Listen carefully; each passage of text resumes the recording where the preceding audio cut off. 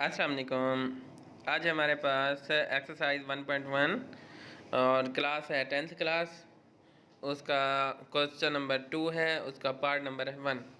तो ये हमने सॉल्व करना है बाय फैक्टराइजेशन मेथड, यानी हम जो मेथड यूज़ करना है वो फैक्टराइज करके ही यूज़ करना है और इसमें x की वैल्यू निकालनी है। ठीक है, तो फैक्टराइजेशन मेथड के अंदर सबसे पहले हमारा पहला जो काम होता है, जिसके साथ कोई वैल्यू ना हो उसके साथ 1 भी होता है और साइन कोई ना हो प्लस का साइन भी होता है।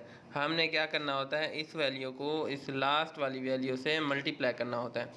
तो हमने जैसे मल्टीप्लाई किया तो हमारे पास 1 मल्टीप्लाई साइन को भी साथ करना है, -20 को मल्टीप्लाई जब करेंगे यहाँ पे तो माइनस का 20 आ जाएगा। उसके बाद मल्टीप्लाई हो गया। अब हमने पेयर्स बनाने हैं। पेयर्स हमने ऐसे बनाने होते हैं कि हमारे पास यहाँ पे माइनस का x है, यानी माइनस का 1x समझ लें या माइनस का x समझ लें।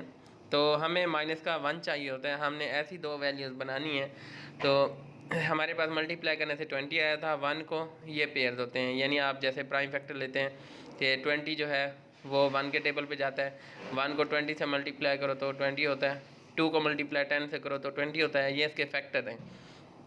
4 को 5 से करो तो भी 20 होता है। तो ये हम जो है फैक्टर निकाल लेंगे।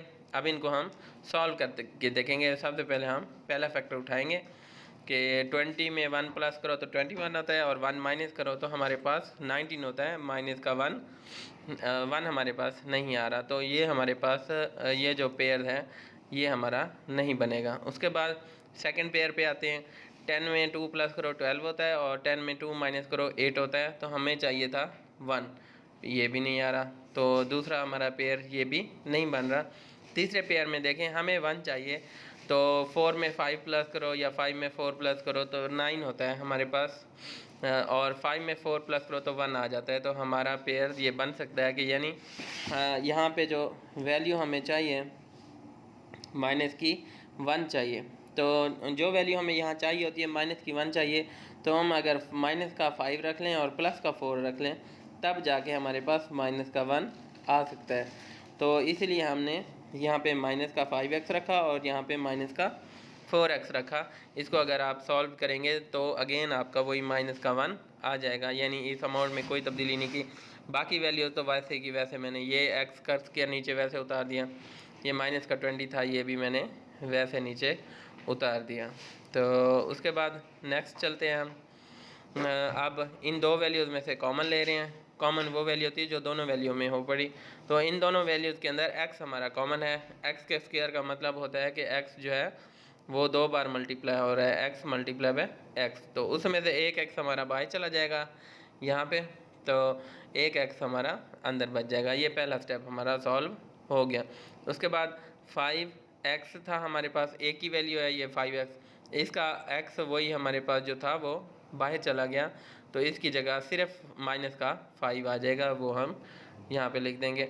उसके बाद नेक्स्ट स्टेप के अंदर दोनों वैल्यूज़ के अंदर जो आपका HCF कॉमन होता है, यानी बड़ी से बड़ी वैल्यू आप जो दोनों में कॉमन ले सकते हैं। यानी अगर आप 4 के प्राइम फैक्टर लेते हैं तो 2 मल्टीप्लाई बाय 2 आएगा, और अगर 20 के फैक्टर प्राइम फैक्टर ले लेते हैं तो वो आएगा 2 मल्टीप्लाई बाय 2 मल्टीप्लाई बाय 5। तो ये वैल्यूज़ आ जाएंगी हमारे पास 5। तो आप देखें 2 भी दोनों में कॉमन आ जाएगा और 2 भी, तो 2 टू द 4 कॉमन ले सकते हैं। तो इस वैल्यू में से तो 4 का 4 ही बाहर चला जाएगा, तो हमारे पास 4 बाहर चला गया, तो अंदर हमारे पास ये x बच गया। अब 20 था, 20 में से ये 4 बाहर चला गया, तो आप ये देखें फैक्टर को अगर देखा जाए तो 2 और 2 बाहर ले लिया, तो जिनको हमने सर्कल कर लिया, इसका मतलब ये हम बाहर कॉमन ले रहे हैं, तो 5 बच गया। तो इसकी जगह हमने फिर 5 ये लिख दिया। साइन माइनस का है तो वो वैसे का वैसे माइनस का 5 आ जाएगा। उसके बाद अब हम ये हमारे पास एक वैल्यू है, ये हमारे पास दूसरी वैल्यू है। अब इन दो वैल्यूज़ के अंदर से हम कॉमन लेते हैं। दोनों वैल्यू में x माइनस 5 उधर भी है, x माइनस 5 उधर भी है, वो हमने ले लिया बाहर कॉमन। x माइनस 5 हमारा जो है वो बाहर चला गया। उसके बाद जो कॉमन हम बाहर ले लेते हैं वो तो बाहर लिख दिया, ये x माइनस 5, ये वाली वैल्यू यहाँ पे आ गई और ये वाली वैल्यू भी यहाँ पे आ गई, ये कॉमन आ गई। तो उसके बाद बच गया एक x और एक हमारे पास +4, वो x भी हम लिख देंगे और +4 भी हम यहाँ पे लिख देंगे ब्रैकेट्स के अंदर। तो ये हमारा नेक्स्ट स्टेप भी सॉल्व हो गया। उसके बाद चलते हैं लास्ट स्टेप पे।